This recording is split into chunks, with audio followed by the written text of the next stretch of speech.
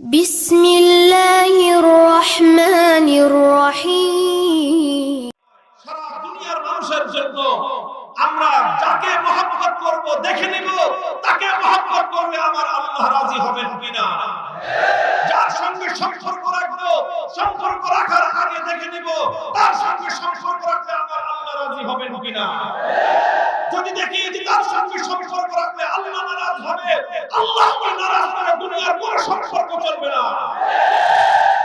হে ইমানদার, তুমি একজনকে রাজি করার চেষ্টা করো, একজনকে রাজি করার চেষ্টা করো, সারা দুনিয়া তোমার পায়ের সামনে মাথা নত করবে।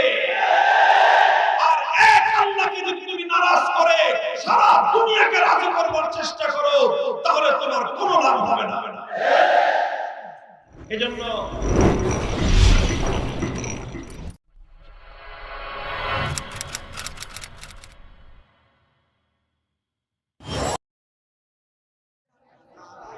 বাংলাদেশের একটি প্রান্তিক অঞ্চল, ঐতিহ্যবাহী শহর নেত্রকোনার এই ঐতিহ্যবাহী ইসলামী শিক্ষা কেন্দ্র জামিয়া মিফতাহুল উলুম নেত্রকোনা মাদ্রাসা আজিমুস শান বার্ষিক মাহফিলে উলামায়ে কেরামের মাজমায় আল্লাহর দ্বীন এবং ইসলামের গৌরব এবং ইসলামের শক্তি, ইসলামের সৌন্দর্য তুলে ধরবার ফুটে উঠবার এই আয়োজন আল্লাহ পাক রব্বুল আলামিন এই মাহফিলকে পরিপূর্ণ কবুল করেন। মাদ্রাসার যতটুকু জায়গা রয়েছে ধারণা ক্ষমতা ধর্মপ্রাণ আলেম ওলামাদেরকে যারা ভালোবাসেন, ইসলামকে যারা মহব্বত করেন, সেই ইসলাম প্রেমী জনতা উপস্থিতি ধারণা ক্ষমতার চেয়ে অনেক বেশি। তিন ধরনের ঠাই নেই, আপনারা অনেক কষ্ট স্বীকার করে দীর্ঘ সময় ধরে এখানে উলামায়ে কেরামের আলোচনা শুনছেন। আপনারা আমাদেরকে মহব্বত করেন, ভালোবাসেন এবং আমিও আলহামদুলিল্লাহ আপনাদেরকে মহব্বত করি এবং ভালোবাসি। আপনাদের সাথে আমার এবং আমার সাথে আপনাদের একটা গভীর সম্পর্ক রয়েছে, একটা গভীর সম্পর্ক রয়েছে এবং আমি আশা করি যে আমাদের এই সম্পর্কের মাধ্যমে আল্লাহ রাব্বুল আলামিন আমাদেরকে দুনিয়া এবং আখিরাত উভয় জগতে প্রভূত কল্যাণ নসিব করবেন। কেউ প্রশ্ন করতে পারে যে আপনাদের সাথে আমার এত ঘনিষ্ঠ সম্পর্ক কিভাবে হলো? কারণ এখানে আপনারা হাজার হাজার মানুষ, গোটা এলাকা জুড়ে লাখো জনতার এই যে উপস্থিতি, বাংলার ঢল, এর মধ্যে খুব কম সংখ্যক মানুষকে আমি চিনি। আর আপনারা যারা আজকে এখানে এসেছেন আপনাদের মধ্যে অনেক মানুষ এমন আছেন যারা জীবনে প্রথম এই আমাকে দেখছেন। তাহলে আমাদের মধ্যে পারস্পরিক এমন গভীর সম্পর্ক হলো কিভাবে? মুহতারাম হাজিরিন, আমি আপনাকে দেখি বা না দেখি, আপনি আমাকে দেখেন বা না দেখেন, এরপরও আমার সাথে আপনার এবং আপনার সাথে আমার যে সম্পর্ক, এটা পৃথিবীতে শ্রেষ্ঠতম সম্পর্ক। কারণ আমাদের পরস্পরের এই সম্পর্কের বুনিয়াদ হলো ঈমান। আমাদের মধ্যে একটা ভ্রাতৃত্বের বন্ধন রয়েছে, সেই ভ্রাতৃত্বটা হলো ঈমানি ভ্রাতৃত্ব, সেটা হলো উখুওয়াতে ঈমানি। আমরা পরস্পর একে অপরকে মহব্বত করি, ভালোবাসি, দুনিয়ার কোনো স্বার্থে নয়। আমি আপনাদেরকে, আপনারা আমাকে ভালোবাসেন একমাত্র আল্লাহর জন্য এবং আল্লাহর দ্বীনের জন্য। আপনারা আমার কথা শুনবার জন্য এবং আমাকে দেখবার জন্য এই যে আবেগ নিয়ে এসেছেন, এটা আমি ব্যক্তি মামুনুল হকের প্রতি আপনাদের এই আবেগ নয়, বরং আপনাদের এই আবেগ, আপনাদের এই ভালোবাসা খালিসান লিওয়াজহিল্লাহ, একমাত্র আল্লাহর জন্যই। কারণ আপনারা মনে করেন যে আমি এবং আমার মতো উলামায়ে কেরাম আমরা আল্লাহর দ্বীনের হক কথা, সত্য কথা, সঠিক কথাটা জাতির সামনে তুলে ধরছি। এজন্যই আপনারা আমাকে মহব্বত করেন। কথা বলেন। আজকে যদি আমি আল্লাহর দ্বীনের পক্ষে এই অকপটে সত্য কথাগুলো উচ্চারণ করা থেকে পিছপা হয়ে যাই, আমি যদি হক কথা না বলি, আমি যদি আল্লাহর দ্বীনের সঠিক কথাগুলো তুলে না ধরি, কালকা থেকে আপনারা আমাকে আর ভালোবাসবেন না। এবং আমিও বলি যে আমাকে আর মহব্বত করাটা আমাদের উচিত হবে না। কাজেই আমাদের এই পারস্পরিক মহব্বত এটা কার জন্য? আর যদি এই মহব্বত সত্যিকার অর্থেই আল্লাহর জন্য হয়ে থাকে, তাহলে এই মহব্বত এবং এই ভালোবাসা আমাদের ঈমানকে পরিপূর্ণতা দান করবে। আল্লাহ নবী বলেছেন, মান আহাব্বা লিল্লাহি ওয়া আবগাদা লিল্লাহি ওয়া আতা লিল্লাহি ওয়া মানা লিল্লাহি ফাকাদ ইসতাকমালাল ঈমান। যে ব্যক্তি আল্লাহর জন্য চারটি কাজ করবে তার ঈমান পরিপূর্ণ হবে। কয় কাজ? কার জন্য? জোরে বলেন, একমাত্র কার জন্য? একমাত্র আল্লাহর জন্য চারটি কাজ করলে ঈমান পূর্ণ হবে। ঈমানদার, কামেল ঈমানদার মুখে মুখে দাবি করবার জিনিস নয়, বরং কর্মে প্রমাণ করবার জিনিস। এক আল্লাহর জন্য কয়টা কাজ করতে হবে? আল্লাহ বলেছেন, এক নম্বর, মান আহাব্বা লিল্লাহ, কাউকে ভালোবাসবে। আহাব্বা আবদাল্লাহ ইউহিব্বুহু ইল্লা লিল্লাহ, কোন মানুষকে ভালোবাসবে তো একমাত্র আল্লাহর জন্য ভালোবাসবে। অর্থাৎ সে যতক্ষণ আল্লাহর দ্বীনের পক্ষে আছে, আমি ততক্ষণ তাকে ভালোবাসি। আল্লাহ না করুন আমার ওই প্রিয় লোকটাই যদি আল্লাহর দ্বীনের বিপক্ষে যায়, তাহলে তাকে ছুঁড়ে মারতে আমার এক মুহূর্ত বিলম্ব হবে না। যেই হোক, তুমি আমার ঘনিষ্ঠ বন্ধু হতে পারো, তুমি আমার সহপাঠী হতে পারো, তুমি আমার আপন মায়ের পেটের ভাই হতে পারো, তুমি আমার এক দলের কর্মী হতে পারো, তুমি আমার নেতা হতে পারো, তুমি আমার এলাকাবাসী হতে পারো, কিন্তু যখনই দেখবো তুমি আল্লাহর বিপক্ষে অবস্থান নিয়েছো, আমি আল্লাহর বান্দা হিসেবে আমিও তোমার বিপক্ষে অবস্থান নিলাম। মান আহাব্বা লিল্লাহ, কাউকে ভালোবাসবো কার জন্য? এক নম্বর কাজ। দুই নম্বর কাজ হলো শুধু ভালোবাসা আল্লাহর জন্যই নয়, ভালোবাসা যেমন আল্লাহর জন্য, ওয়া আবগাদা লিল্লাহ, কারো সাথে শত্রুতা রাখবে তো কার জন্য রাখবে? আল্লাহর জন্য ভালোবাসা যেমন ঈমানের অঙ্গ, আল্লাহর জন্য কারো সঙ্গে শত্রুতা রাখাও ঈমানের অঙ্গ। মুহতারাম হাজিরিন, হে মুসলমান ভাইয়েরা, নানা কারণে, নানা ধরনের জাহেলিয়াত, নানা ধরনের মূর্খতা আজকে মুসলিম সমাজকে গ্রাস করে নিয়েছে।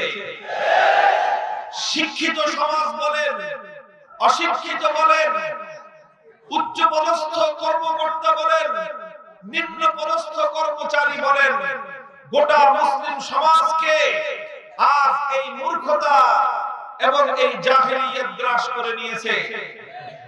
সেটা হলো যে আমরা আল্লাহর জন্য ভালোবাসা এটা তো বুঝি, কিন্তু আল্লাহর জন্য শত্রুতা রাখা এটাও যে ঈমানের অঙ্গ, সে কথা আমরা ভুলে গেছি। মুহতারাম হাজিরিন, ঈমান পূর্ণ হওয়ার জন্য কাউকে ভালোবাসলে যেমন আল্লাহর জন্য ভালোবাসতে হবে, কারো সঙ্গে শত্রুতা রাখলেও এক আল্লাহর জন্যই শত্রুতা রাখতে হবে। কাউকে ভালোবাসবো কার জন্য? ভালোবাসাই শুধু আল্লাহর জন্য, শত্রুতাও আল্লাহর জন্য। শত্রুতাও কার জন্য? ইসলামের গুরুত্বপূর্ণ একটা বিষয় হলো আল ওয়ালা ওয়াল বারা। ফালাম্মা তাবাররা মিনহু, যখনই কারো সামনে প্রকাশ পাবে, কোন ঈমানদার ব্যক্তির সামনে প্রকাশ পাবে, ফালাম্মা তাবায়্যানা আন্নাহু আদুউল লিল্লাহ,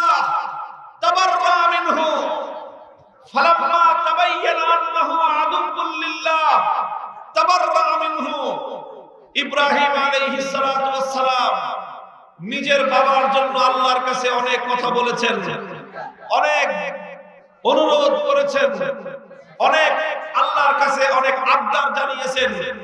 কিন্তু যখনই ইব্রাহিম আলাইহিস সালামের সামনে একথা প্রকাশ হয়ে গেছে যে বাপ হলে কি হবে, তিনি আল্লাহর দুশমন, বাপ হলে কি হবে, তিনি আল্লাহর দুশমন, সঙ্গে সঙ্গে ইব্রাহিম আলাইহিস সালাম বলেছেন যে আল্লাহর দুশমন তার সঙ্গে আমার মহব্বতের সম্পর্ক হতে পারে না। ইসলাম বলে দিয়েছে আল্লাহর পরে দুনিয়াতে পিতামাতার স্থান সবার উপরে। আল্লাহর পরে পৃথিবীতে সবচেয়ে বড় মর্যাদা কার? পিতামাতা। এই পিতামাতাও যদি কখনো মুশরিক হয়, ওয়া ইন জাহাদাকা আলা আন তুশরিকা বিমা লাইসা লাকা বিহি ইলমুন ফালা তুতি'হুমা ওয়া সাহিবহুমা ফিদ দুনিয়া মারুফা।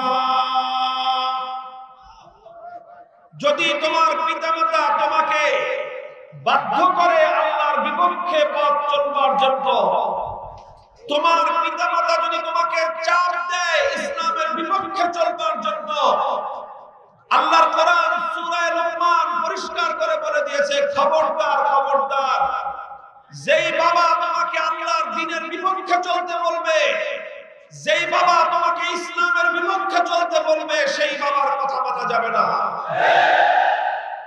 মা যদি তোমাকে বলে আল্লাহর বিপক্ষে চলতে, মায়ের কথা মানা যাবে না। তবে ওয়াসাহিবহুমা ফিদ দুনিয়া মারুফা, পিতামাতার সাথে দুর্ব্যবহার করা যাবে না। পিতামাতার সাথে সদ্ব্যবহার করতে হবে, সদাচরণ করতে হবে, তাদের সেবা করতে হবে, তাদের খেদমত করতে হবে, তাদের প্রয়োজন পূরণ করতে হবে, কিন্তু তাদের কথা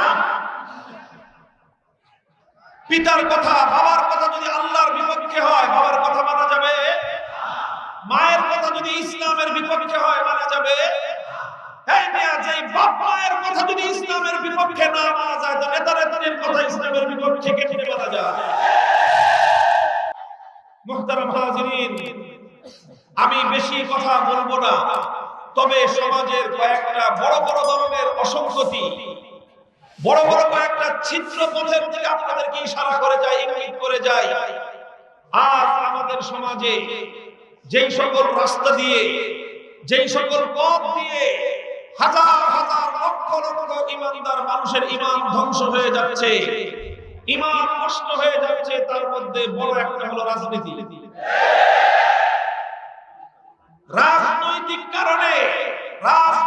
কারণে অনেক ঈমানদার মানুষ, ইয়াং জেনারেশন, যুব সমাজ, রাজনৈতিক দলের কর্মীরা, তারা যখন দেখে তার দল ইসলামের বিপক্ষে অবস্থান নিয়েছে, তার নেতা ইসলামের বিপক্ষে অবস্থান নিয়েছে, তখন সে তার রাজনীতির স্বার্থে নেতার পক্ষ নেয়, ইসলামের বিপক্ষ নেয়। তার অর্থ হলো তোমার কাছে ইসলামের চেয়ে তোমার দল বড়। তার অর্থ হলো তোমার চেয়ে, তোমার আল্লাহর চেয়ে তোমার নেতা বড়।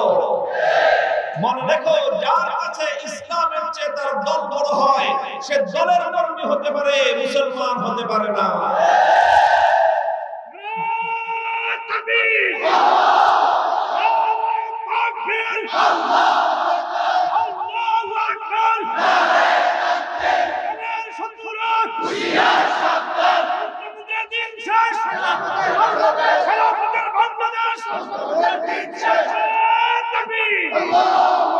মুহতারাম হাজিরিন, এই জন্য খুব হুঁশিয়ার, রাজনীতি করতে হবে, করেন।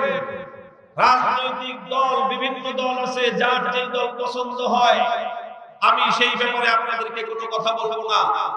রাজনীতির মাধ্যমে জনগণের কিছু কল্যাণ করা যায়, রাজনীতির মাধ্যমে এলাকার কিছু সেবা করা যায়, রাজনীতির মাধ্যমে মানুষের কিছু সেবা করা যায়।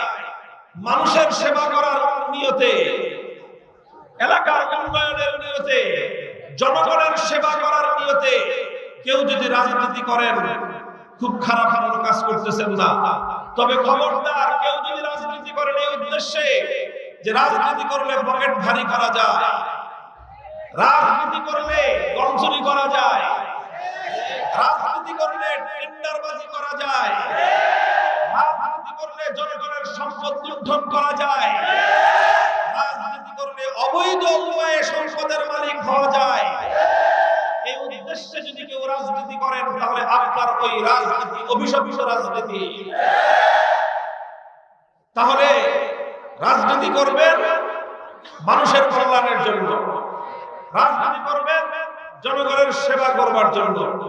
রাজনীতির মাধ্যমে এটা করা যায়, কিন্তু মনে রাখবেন রাজনীতি করতে করতে করতে করতে আবার এত বড় রাজনীতিবিদ হবেন না যে আপনার দল আপনার রাজনীতি যদি ইসলামের বিপক্ষে অবস্থান নেয় তখন আপনি রাজনীতির স্বার্থে আপনিও ইসলামের বিপক্ষে অবস্থান নেবেন, তাহলে আইন ছাড়া দুটোই হারাবেন।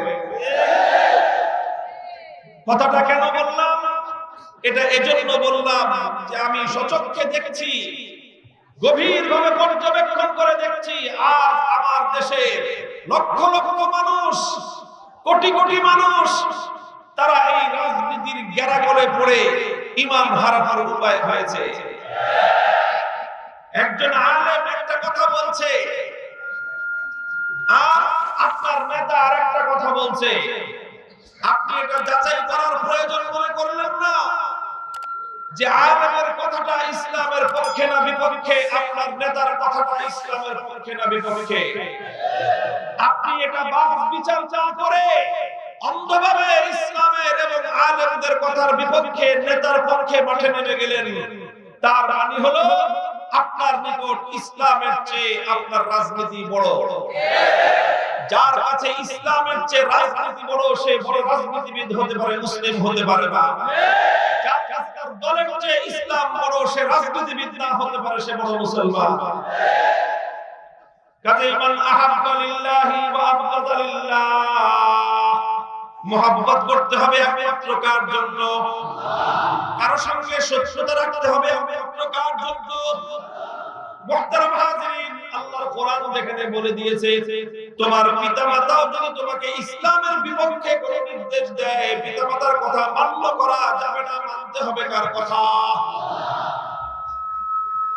হযরত ইব্রাহিম আলাইহিস সালাতু ওয়াস সালামের সামনে যখন এই কথা প্রমাণ হয়ে গেল যে আমার বাবা মুশরিক, তিনি আল্লাহর দুশমন, ইব্রাহিম আলাইহিস সালাতু ওয়াস সালাম স্পষ্ট ভাষায় আল্লাহকে জানিয়ে দিলেন, ওগো মাবুদ, একদিকে তোমার মহব্বত আর একদিকে বাবার মহব্বত, ওগো আল্লাহ আমি তোমার মহব্বতকে প্রাধান্য দিলাম, আমি স্পষ্ট ঘোষণা করলাম যে আমার বাবাকে আমি মুশরিক কেন তোমার মহব্বতের উপর প্রাধান্য দিতে পারি না। কাজেই আল্লাহর জন্য কয় কাজ করতে হবে? কয় কাজ? এক নম্বর হলো ভালোবাসতে হবে কার জন্য? দুই নম্বর শত্রুতা রাখতে হবে কার জন্য? তিন নম্বর ওয়া আতা লিল্লাহ, কাউকে কোনো কিছু দিলে আল্লাহর জন্য দিবেন। ওয়া মানা লিল্লাহ, কাউকে কোনো কিছু না দিলে, কাউকে কোনো কিছু দেওয়া থেকে বিরত থাকতে চাইলে কার জন্য থাকবেন? যে ব্যক্তি চার কাজ করবে, কাউকে ভালোবাসবে আল্লাহর জন্য, কারো সঙ্গে শত্রুতা রাখবে আল্লাহর জন্য, কাউকে কিছু দিবে আল্লাহর জন্য, কাউকে কিছু দিবে না আল্লাহর জন্য, আল্লাহর পয়গম্বর বলেছেন ফাকাদ ইসতাকমালাল ঈমান, ওই লোক তার নিজের ঈমানকে পরিপূর্ণ করে নিল। এজন্য বলছি, এই যে আমার সাথে আপনাদের ভালোবাসা, আপনাদের সাথে আমার ভালোবাসা দুনিয়ার কোনো স্বার্থে নয়। এখানে আসছেন নেত্রকোনা ইফতাহুল উলুম মাদ্রাসা থেকে 200 টাকা দিবে আপনাদেরকে, হ্যাঁ টাকা পয়সা দিবে, বড় নিজের পকেটের পয়সা খরচ করে মেহনত করে এখানে এসেছেন কাকে রাজি করার জন্য? মুহতারাম হাজিরিন, এটা হলো আমার এক নম্বর কথা। শুধু এটা আমার জন্য নয়, আপনার জন্য নয়, সারা দুনিয়ার মানুষের জন্য। আমরা যাকে মহব্বত করব দেখে নিব তাকে মহব্বত করলে আমার আল্লাহ রাজি হবেন কিনা। যার সঙ্গে সম্পর্ক রাখবো, সম্পর্ক রাখার আগে দেখে নিব তার সঙ্গে সম্পর্ক রাখলে আমার আল্লাহ রাজি হবেন কিনা। যদি দেখি যে তার সঙ্গে সম্পর্ক রাখলে আল্লাহ নারাজ হবে, আল্লাহকে নারাজ করে দুনিয়ার কোনো সম্পর্ক চলবে না। ইমানদার, তুমি একজনকে রাজি করার চেষ্টা করো, একজনকে রাজি করার চেষ্টা করো, সারা দুনিয়া তোমার পায়ের সামনে মাথা নত করবে। আর এক আল্লাহকে যদি তুমি নারাজ করে সারা দুনিয়াকে রাজি করবার চেষ্টা করো, তাহলে তোমার কোনো লাভ হবে না। এজন্য মুজাহিদ আযম আল্লামা শামসুল হক ফরিদপুরি রাহমাতুল্লাহ আলাইহি বলতেন, তুমি দুনিয়ার কোনো কিছু পাওনি, কিন্তু আল্লাহকে পেয়েছো, তুমি সবকিছু পেয়েছো। আর তুমি দুনিয়ার সব কিছু পেয়েছো, কিন্তু আল্লাহকে পাওনি, তুমি কিছুই পাওনি। এটা হলো মূলনীতি। কথা বলেন ঠিক না ঠিক?